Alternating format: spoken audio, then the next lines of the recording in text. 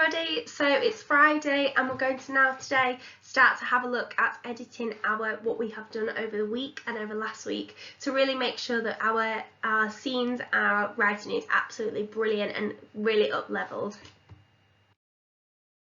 So we're going to be looking for our SPAG task this morning at expanded noun phrases. Now we've talked about these before, but we're just going to do a little bit more on that today. So an expanded noun phrase just means a phrase that's going to give more detail through adjectives that we're using. So we've got a noun, so it's going to be a person, place or thing, so we can see the teacher. We can then modify that just to give it a little bit more detail, so a maths teacher or a literacy teacher or science teacher. And then our expanded noun phrase is where we're going to use two really high-level adjectives. So we've got a helpful, friendly maths teacher. Now what you can see is that there is a comma between helpful and friendly to show that it is the expanded noun phrase because I've got two adjectives to describe my noun, my person.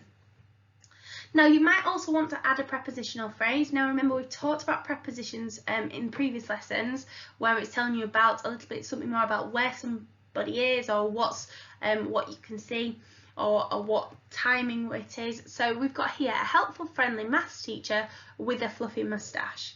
You might also say a helpful, friendly maths teacher standing in the centre of the room. So it's telling you a little bit more information. Another example we could use is this house. So the house is the noun. We can add a little bit more, so it's a country house, it's in the country. And then we can add our expanded noun phrase, our two adjectives that are going to describe our noun. And don't forget to put the comma between them. A derelict old country house. Now derelict just means if you look at the picture we can see it's derelict, it's broken, it's not very looked after, it looks like people don't live there anymore. And then we could add a little bit more by adding a prepositional phrase to say where it is. So a derelict old country house with boarded and broken windows. Or it could be standing isolated in the centre of the forest. So you could add a little bit more detail to say where it is or a little bit more about the house. Here's another example.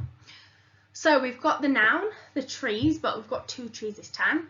We can add a little bit more. So what type of trees are they? What adjective could we use? Well, there could be pine trees or oak trees. Then we can add our expanded noun phrase, our two high-level adjectives broken down by a comma. So two towering, spindly pine trees. So towering means tall, spindly like prickly. And then adding a little bit more extra about where they are maybe, so an extra preposition, so in the middle. So two towering, spindly pine trees in the middle of the lake. So we can see how we can really, instead of just saying two trees in the lake, we've added an expanded noun phrase to show two towering, spindly pine trees. So now I'd like you to have a go at writing 3 sentences using an expanded noun phrase using the pictures. So for example, you could say something with, if we have a look at the milk one, we could talk about the milk being in the jug or in the glass. You could talk about the sunflower in the background or the table that it sat on, so it could be your 3 sentences. For the other one, we could talk about the sky, we could talk about the children, or we could talk about the fairground, the actual ride that they're on. So see if you can write 3 sentences. Now you can use these pictures, alternatively you can come up with your own, but these are just something to help you visualise what you could write in your expanded noun phrases, and I'd love to see these on Seesaw as well.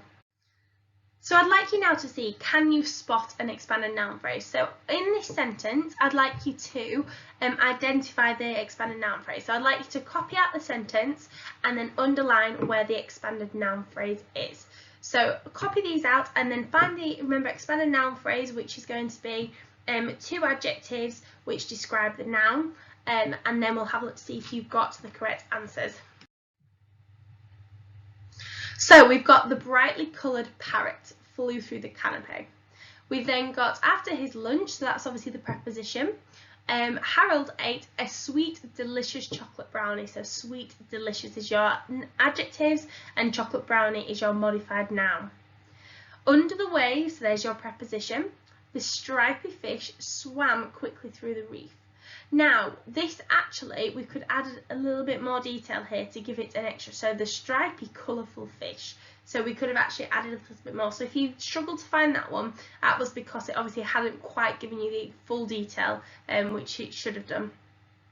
And finally, in the forest clearing, so there's your preposition, a dark, mysterious jaguar sauntered by the water. Sauntered means kind of like strolled, looking around, not trying to do anything too quickly.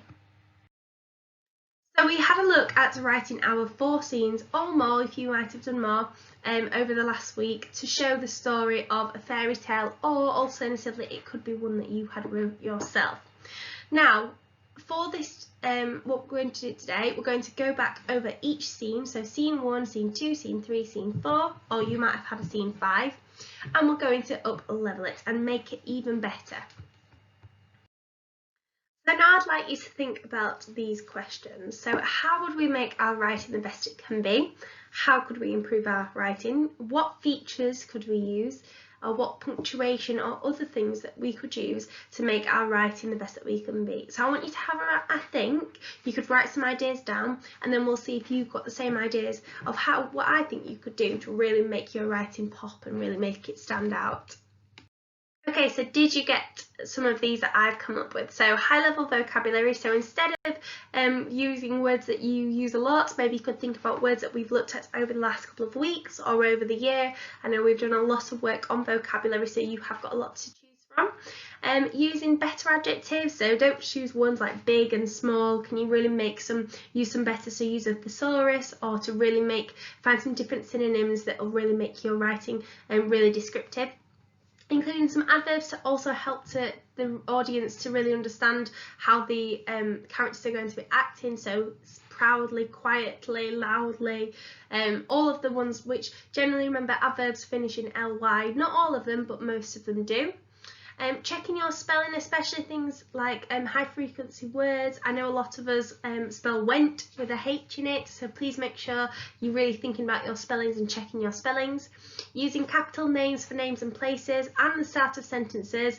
Some of us keep forgetting to put our capital letters at the start of a sentence. Using stage directions in brackets. If you've not put some in, please now go and add some in, or you could add a little bit extra detail to really show what the characters will be doing. And checking your punctuation, your full stops at the end of sentences, question marks at the end of questions, exclamation marks if it's something that's an expression or really powerful, and remember, no speech marks. I'm going to show you an example now of how you could do this, and then you can go and have a go. So looking at my example, I've shown you all the bits which I've done in purple are what I've added in. So if you've got a purple pen at home or a different colour to what you've been writing in, you can go and do that. If you don't, that doesn't matter, you can just do it in the same, but it would be good to see where you've done your corrections and added extra detail in.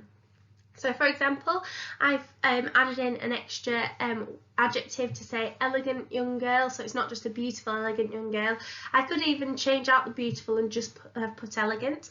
I've added in another expanded noun phrase by putting 2 adjectives into the large open kitchen.